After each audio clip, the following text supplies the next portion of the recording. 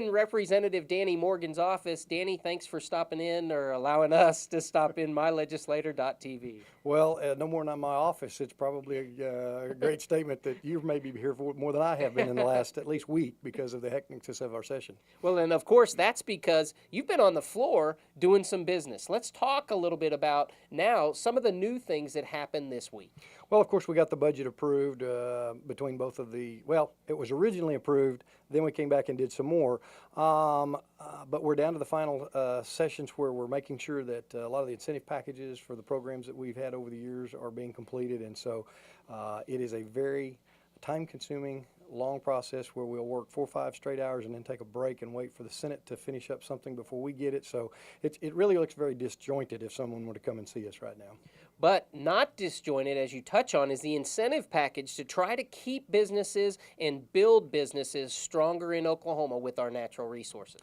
Well, yeah, Oklahoma's always been known in the last 15 years as a natural gas state. When we talk about energy development and the energy resources that Oklahoma has, everybody says, well, that's an old oil state. We're actually a natural gas state now, and Oklahoma is one of the largest producers of natural gas in the country. We are in Oklahoma trying to incentivize things like natural gas use in vehicles, reinvestment in your home for a compressed natural gas unit where you can fill your own vehicle in your driveway or in your garage right off of your gas lines. And so we're trying to make people a little more energy efficient and say, you know, we need to increase the market for natural gas. But if you increase the market, you got to have the gas to be supplied. And in Oklahoma, we're fortunate we do have great resources, but we also have to compete for those dollars. If you have people who are drilling wells, in producing formations, they have an option of going to Colorado, to Texas, to New Mexico, to Arkansas with those investment dollars. And so when Oklahomans go back and ask for investment dollars, the investors who invest in these projects say, who's got the best package for us? And Oklahoma has to be at the top of that. And so very recently we reapproved or extended some natural gas drilling incentives to help these individuals who are looking for investment opportunities to make it profitable for them to be in Oklahoma. And of course, if we can make it profitable for the companies, then that makes it profitable for all of Oklahoma because there's jobs and there's taxes and there's a lot of things, a lot of revenue that's generated. Exactly, and if you go through southeastern Oklahoma now, you'll really see a change of complexion. We've always thought of southeastern Oklahoma, obviously, there's a lot of water, a lot of recreational activities. We bring a lot of people from North Texas up and spend their vacation dollars in that beautiful part of southeastern Oklahoma. But what we've really seen is an increase in drilling for natural gas activities because of new technologies that have been developed in the last 5 to 6 years called horizontal drilling, where they actually drilled horizontally after they've gone vertically for a little ways, then they turn and go quite much horizontal. Oklahoma's got a very vast resource down in the southeastern part of Oklahoma, so they've really developed a lot of job opportunities for people in that part of the state. And now moving from really the nature side of it and more to the human side of it, some really important legislation you feel dealing with abortions. Yeah, you know, what we've done recently is passed legislation out here that said that you cannot terminate a pregnancy based on the determination of sex. You know, I would have never even dreamed that we'd be talking about this issue, but as technology has advanced and we see more and more of these type of things, we just want to get ahead of the train and say that don't mess with Mother Nature. And in some countries, that's actually going on. I don't know if anybody's followed China, for example, but you're allowed one child. And it gets very difficult because of the population growth that they've had in China. I mean, how do you tell a family that you don't have the right? You know, that's nature and God's determination on what's going to happen. And for us to be messing with it really concerns a lot of us in this building. Well, and that's something that we'll hear more about, I'm sure. Now, as we come to the wrap of the session, Danny, if there's one thing that you can just kind of grab from this session and say, you know what, I'm glad that we accomplished this. It was a big deal.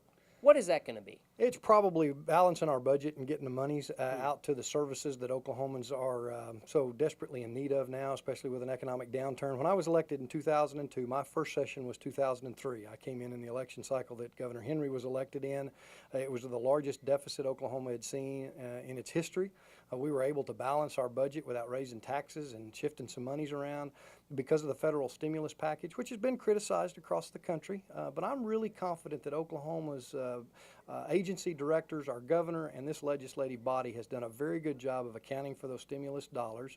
We're putting $600 million this year into our budget from the federal government as stimulus money to help make sure that we have that health department open in our county seats and across the states for those people who desperately need the services of our health department, to make sure that we've got enough prison correctional officers in the Department of Corrections and that we have enough district attorney investigative staff. So, you know, the number one priority of government, in my opinion, in this state is to protect our citizenry. It's public safety. You know, we wanted to make sure we had enough troopers on the highway to make sure that the motoring public were safe and that they could be there to investigate an incident or an accident if it occurs in a very timely manner. And so I think the biggest accomplishment we had this year was being able to stabilize our budget and still provide the monies for those services like education, both higher and common ed, and particularly in our area, great career tech system. Because in a downturn like we're going through, educational opportunities are more important than they've ever been, particularly in our career tech area where they can quickly retrain displaced workers to match the job market. And so I was really pleased that we were able to put the dollars where I think they're desperately needed. Yeah, and as we all know in Budget Matters, that's not an easy thing to do when you're facing a downfall, is to turn it around and keep providing even for our families the way that we've always provided. So the stimulus package from the federal government actually turned out to be very good for the state. I think you're going to find when the ink's finally dry and 4 or 5 years we look back on this, we're going to say that Oklahoma spent its money very wisely. We are a very conservative state in the way we handle our money here with our rainy day fund and the savings account, and that we can't deficit spend. We can only spend monies that we actually have in the Treasury. And so I think people will be very, very pleased with the work that this legislative body has done in making sure that the best investment of their tax dollars is being done.